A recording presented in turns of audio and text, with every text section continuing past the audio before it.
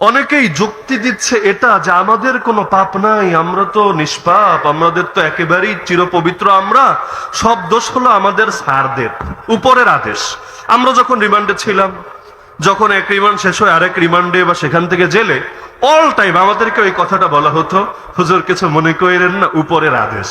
এমনকি আমাদের মধ্যে যাদেরকে পিটানো হয়েছে, অনেকটাই তো ভয়াবহ জুলুম নির্যাতনও করা হয়েছে, অনেকক্ষণ মারছে, মনে করেন হাঁটুতে পিটাচ্ছে অথবা এখানে পিটাচ্ছে, ওদের মাইরগুলো হয় জয়েন্টে জয়েন্টে, দেখতে খুব বেশি কিছু বোঝা যাবে না। তো জীবনের তরে আপনি সুস্থ স্বাভাবিকভাবে চলতে পারবেন নেই যে এখন বড় বড় আলেম যাদেরকে দেখেন, দেখবেন অনেকে কয়দিন আগে ছিল পুরো সুস্থ, খালি জেল থেকে ঘুরে এসেছে, এখন দাঁড়াতে গেলেও একজন ধরে দাঁড় করাতে হয়, বসা শোয়া সবকিছুই অস্বাভাবিক, অথচ দেখতে মনে হচ্ছে ফিট। তাহলে সমস্যা কোথায়? সমস্যা সেখানে। তো একদিকে মারতো, মারার পর বলতো হুজুর বদদোয়া দিয়েন না, কি করব বলেন, উপরের আদেশ। আমরা তো সারা জীবন বলে এসেছি, তোমাদের যদি সবচাইতে বড় যুক্তি হয় উপরের আদেশ, আমরা যে কথাগুলো বলছি আমাদেরও তো সবচাইতে বড় যুক্তি এটা, সব উপরের উপর যিনি, উপরওয়ালা যিনি, তার আদেশ। আর উপরওয়ালার আদেশ যদি তোমার এই অফিসারের আদেশের বিপরীতে যায়, তবুও সেটা আমাকে বলতে হবে। যদি গুলি চালাও তাও চুপ থাকার সুযোগ নাই, আরে মামলা একটা 10টা দিলেও চুপ থাকার সুযোগ নাই। কারণ ইমাম আবু হানিফা যদি কারাগার থেকে লাশ হয়ে বের হতে পারেন, ইমাম মালিক রহমতুল্লাহ আলাই যদি এটাও সহ্য করতে পারেন যে তার মতো মহান ইমামকে চেহারায় চুনকালি লাগিয়ে গাধার পিঠে চড়িয়ে মদিনার অলিতে গলিতে ঘোরানো হয়েছে, ইমাম আহমদ বিন হাম্বলের মতো ইমামকে আরে বছরের পর বছর এমন জুলুম নির্যাতন করা হয়েছে, বুড়া বয়সে পিঠের গোশত পর্যন্ত কিমার মতো হয়ে গিয়েছে, ইমাম ইবনে তাইমিয়া রাহিমাহুল্লাহ যদি কারাগার থেকে লাশ হয়ে বের হতে পারে, মুজাদ্দিদ আল ফিসানি রাহমাতুল্লাহ আলাইহি যদি কারাবাসে তার জীবন কাটাতে পারে, সৈয়দ আহমদ শহীদ যদি বালাকোটের ময়দানে শাহাদাতের সুধা পান করতে পারে, আমাদের জীবন তো তাদের জীবনের চাইতে বেশি দামি না, আমাদের কথা তাদের কথার চাইতে বেশি দামি না। আল্লাহর কসম, আমরা আমাদের জান দিতে পারবো, কিন্তু কিছুতেই আল্লাহর দ্বীনকে গোপন করতে রাজি না।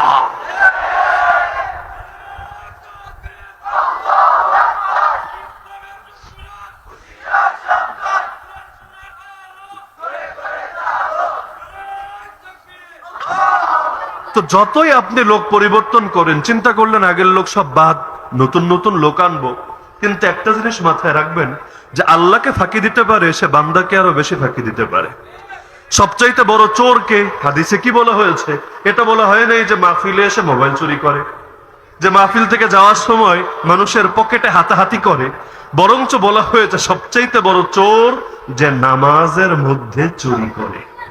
রুকু ঠিক মতো করে না, সিজদা ঠিক মতো দেয় না, নামাজের কোনো কিছুই ঠিক মতো করে না, যেমনটা আমাদের অধিকাংশের নামাজ আর কি, কি যে করি আর কি যে করি না নিজেরাও বুঝতে পারি না। যারা নিজে নামাজ পড়েছে মনে করেন একা একা, ইমামের পেছনে না, আপনি জিজ্ঞেস করবেন কি রে ভাই কেরাত কি পড়ছিলা বলো দেখি একটু, বলে সূরা ফাতিহা পড়েছি এটা তো নিশ্চিত, তবে পরে যে কি পড়েছি এটা মনে নাই। অনেকে দেখবেন সালাম ফিরানোর পরে এইরকম করে, দেখেন নাই আপনারা, দোয়া করা না, আসসালামু আলাইকুম রহমতুল্লাহ, আসসালামু আলাইকুম রহমতুল্লাহ করে দাঁড়িয়ে গিয়েছে। আপনি জিজ্ঞেস করবেন ভাই চর একটা দিলা কিসের জন্য চেহারার মধ্যে? বলবে না হুজুর দোয়া করেছি। কই দোয়া করলা? তুমি তো ঠাস কইরা একটা বাড়ি মারলা, তোমার দোয়ার শুরু কই, তোমার দোয়ার শেষ কই? হয়তো সর্বোচ্চ বললো আল্লাহুম্মা আমিন।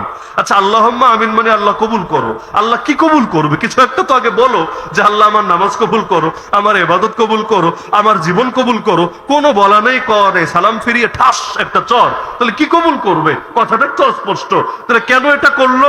মানে দোয়ার কোনো আগ্রহ নাই, দোয়ার সঙ্গে তার দিনের সম্পর্কও নাই, করা লাগে তাই আর কি করছে। যেমন আল্লাহ নবী সাল্লাল্লাহু আলাইহি ওয়াসাল্লাম মুনাফিকের একটা বৈশিষ্ট্য বলেছেন আসরের নামাজের উদাহরণ দিয়ে, যে আসরের নামাজের এত লম্বা ওক্ত 1 ঘন্টারও বেশি থাকে, অনেক সময় দেখা যায় পুরো টাইমে তার কোনো খবর নাই।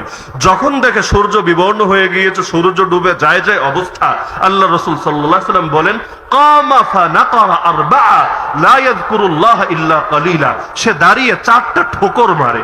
মানুষ কিন্তু ঠোকর মারে না, পাখিতে মারে, কিন্তু আল্লাহ নবী শব্দ বলছেন এটা, সে দাঁড়িয়ে 4টা ঠোকর মারে, মানে সেজদা কোন রকম দিয়ে নামাজটা শেষ করে, বস্তুত আল্লাহকে স্মরণ করে না। তাহলে কি বুঝলেন এখান থেকে?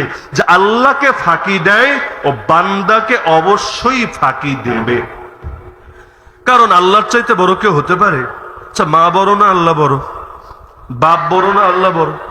নেতা নেত্রী বড় না আল্লাহ বড়? দল বড় না আল্লাহ বড়?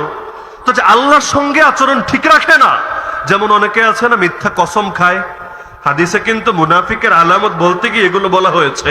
মিথ্যা কসম মানে আল্লাহর নাম ভাঙিয়ে ফেলছে সে নিজের দুনিয়ার চাহিদা ঠিক করার জন্য। তাহলে যে এত বড় ধোঁকাবাজি করতে পারে আল্লাহর শানে, বান্দার শানে আর কি করবে এটা বলাই বাহুল্য। তাহলে যদি চান আদর্শিক রাষ্ট্র বানাতে, ওই রাষ্ট্রের মানুষদেরকে, মানুষ বলতে হিন্দু খ্রিস্টান না, ওই রাষ্ট্রের মুসলমানদেরকে নামাজি বানাতে হবেই হবে। নামাজের কোনো বিকল্প নেই। সৌদি আরবে যারা গিয়েছেন দেখার কথা, যদিও সেখানে পূর্ণাঙ্গ ইসলাম নাই, অধিকাংশ ক্ষেত্রেই নাই, কিন্তু অল্প যে কয়েকটা ক্ষেত্রে আছে, এগুলোরও কিন্তু বিপুল ফায়দা মানুষ ভোগ করে। এই দেশের যে কোনো মানুষ আপনি যদি তাকে নিয়মিত নামাজি বানাতে পারেন, 5 ওয়াক্ত নামাজ জামাতের সঙ্গে আদায় করে, বিশেষভাবে ফজর, কারণ যার ফজর ঠিক তার বাকিগুলো এমনিই ঠিক, আর যার ফজরে ভেজাল তার অন্য অনেক কিছুতেই ভেজাল। এজন্য হাদিসেও বলা আছে, মান সাল্লা সুবহা ফাহুয়া ফি জিম্মাতিল্লাহ, যে ব্যক্তি ফজরের নামাজ আদায় করলো সে আল্লাহর নিরাপত্তার মধ্যে ঢুকে গেল, আল্লাহ নিজে তার নিরাপত্তা দিবে। ওর চাইতে বড় কপালওয়ালা জমিনে আর কে হতে পারে? তাহলে আপনারা যদি কখনো ক্ষমতায় আসেন, কি বিশ্বাস হয় আসবে না? ক্ষমতার মালিক যদি আল্লাহ হয়, তাহলে মুসলমানরা ক্ষমতায় আসবে না? বলবেন হুজুর মুসলমানরাই তো ক্ষমতায় আছে, হিন্দু খ্রিস্টান বৌদ্ধরা তো না। হ্যাঁ, এক হলো মুসলমান আল্লাহর প্রতিনিধি হয়ে ক্ষমতায় যাওয়া, আর এক হলো মুসলমান ইউরোপ, আমেরিকা, চায়না, ইন্ডিয়ার প্রতিনিধি হয়ে ক্ষমতায় যাওয়া। দুটো এক কথা না। মুসলমানদের রাষ্ট্রপ্রধানকে বলা হয় খলিফা। খলিফা মানে কি? প্রতিনিধি। কার প্রতিনিধি? আল্লাহর প্রতিনিধি, আল্লাহ রাসূলের প্রতিনিধি। আল্লাহর কথাই তার কথা। আল্লাহ বলে দিয়েছেন চোরের সাজা কি, আল্লাহ বলে দিয়েছেন ডাকাতের সাজা কি, আল্লাহ বলে দিয়েছেন কাদিয়ানের সাজা কি, আল্লাহ বলে দিয়েছেন ধর্মত্যাগের সাজা কি, আল্লাহ বলে দিয়েছেন ডাকাতের সাজা কি, আল্লাহ বলে দিয়েছেন নৈরাজ্যকারীর সাজা কি। আল্লাহ যখন বলে দিয়েছেন, নতুন করে তোকে আবার বলতে হবে কোন দুঃখে? আর ইউরোপ বলেছে, লন্ডন বলেছে, আমেরিকা বলেছে, এগুলো দেখিয়ে তো কোনো লাভ নাই। আধুনিক রাষ্ট্রে কি চলছে দেখিয়ে কোনো লাভ নাই, কারণ তোমার আধুনিকতাকে তুমি ছুঁড়ে ফেলো। সব আধুনিকের শ্রেষ্ঠ আধুনিক যে ইসলাম, সেটাকেই তুমি গ্রহণ করো। ইউরোপ বলো আর আমেরিকা বলো, সোভিয়েত বলো আর চাই বলো, সবকিছুর লয় আছে, সবকিছুর ক্ষয় আছে, সবকিছুর পতন আছে। আল্লাহর দিনের কোনো লয় নাই, আল্লাহর দিনের কোনো ক্ষয় নাই, আল্লাহর দিনের কোনো পতন নাই। তাহলে মুসলমান যদি আল্লাহর প্রতিনিধি হয়ে ক্ষমতায় আসে, 1 নম্বর দায়িত্বই হবে নামাজ কায়েম করা। আপনি বলবেন হুজুর খালি নামাজই পড়াবে, আর কিছু করা লাগবে না?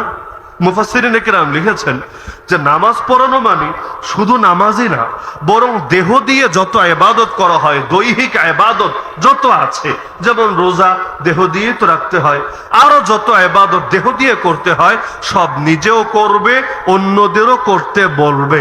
কেমনে বলবে? ভাই পড়লে ভালো হয় না, এভাবে না।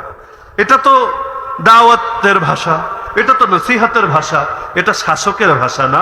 বরং ইসলামের এই হাদিসটা সামনে রাখলে বুঝবেন, আল্লাহ নবী বলেছেন বাচ্চার বয়স যখন হবে 7 নামাজের আদেশ দিবা, বয়স যখন হবে 10 নামাজ না পড়লে পিটাবা।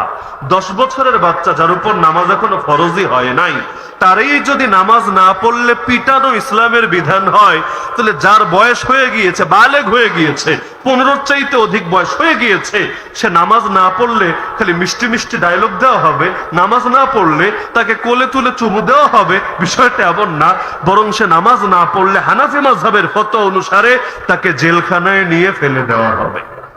শর্ত দেওয়া হবে, হয়তো নামাজ ধরবি, না হলে জেলখানায় মাগনা মাগনা ডাইল ভাত খাবি। তোর পয়সা দেওয়া লাগবে না, তোর বাপ মারও টাকা দেওয়া লাগবে না, ডাইল ভাত ফ্রি, একদম ফ্রি। তবে তুই জেল থেকে আর বেরোতে পারবি না। হতে চাইলে মুচলেকা দিতে হবে যে আমি এখন থেকে নামাজ পড়বো ঠিক মতো। তো এজন্য কোন রাষ্ট্রে যদি আপনি সেই রাষ্ট্রের সব কাঠামোগুলোকে ঠিক করতে চান, সর্বপ্রধান শর্ত হলো নামাজ কায়েম করতে হবে। মানুষের দিলে আল্লাহর ভয় ঢুকাতে হবে। আল্লাহর ভয় যদি মানুষের মধ্যে না আসে, আরে হামলার ভয়, মামলার ভয়, পুলিশের ভয়, লাঠির ভয়, এগুলো দেখিয়ে কখনোই জনগণকে ঠিক করতে পারবেন না।